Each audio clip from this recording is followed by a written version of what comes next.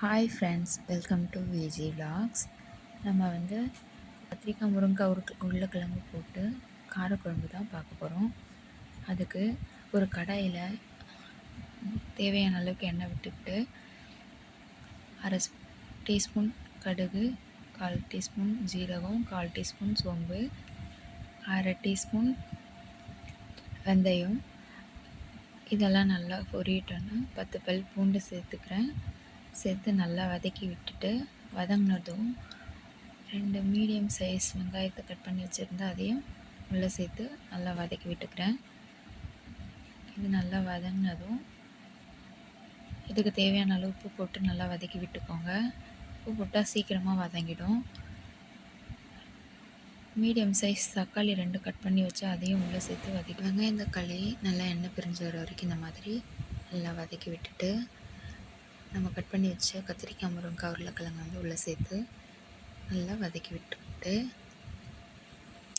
இது 1லேருந்து 1.5 நிமிஷம் வரைக்கும் நல்லா வதக்கி விட்டுக்கோங்க. அப்போ தான் குழம்பு ரொம்ப நல்லா டேஸ்ட்டாக இருக்கும். இது நல்லா எண்ணெயிலே வதங்கினதுக்கப்புறம் நம்ம வீட்டிலே அரைச்ச மிளகாத்தூள் நான் 2 ஸ்பூன் போல் ஆட் பண்ணி நல்லா கலந்து விட்டுக்கிறேன். கலந்து விட்டு மிளகாத்தூள் வாசனை போகிற வரைக்கும் வதக்கி விட்டுட்டு, அதுக்கப்புறம் குழம்புக்கு தேவையான அளவுக்கு தண்ணி விட்டு கலந்து விட்டுக்கிட்டு ஒரு மூடி போட்டு காய் நல்லா வெந்து வரட்டோன்னா 4லேருந்து 5 நிமிஷம் வரைக்கும் வேக வச்சுக்க போகிறேன்.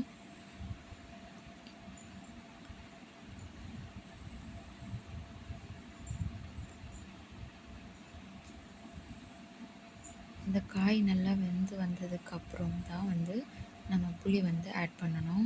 முன்னாடியே சேர்த்துட்டிங்க அப்படின்னா காய் வெந்து வராது. அதுக்காக தான் நல்லா காய் வெந்து வந்ததுக்கப்புறம் சேர்க்க சொல்கிறேன். ஒரு அரை நெல்லிக்காய் சைஸ் அளவு புளியை எடுத்து கரைச்சி நான் உள்ளே ஆட் பண்ணிக்கிறேன். ஆட் பண்ணி 2 நிமிஷம் போல் மூடி போட்டு நல்லா கொதிக்க வச்சு ஸ்டவ்வை ஆஃப் பண்ணிக்க போகிறேன். இந்த காரக்குழம்புக்கு முட்டை ரொம்ப நல்ல காம்பினேஷனாக இருக்கும்.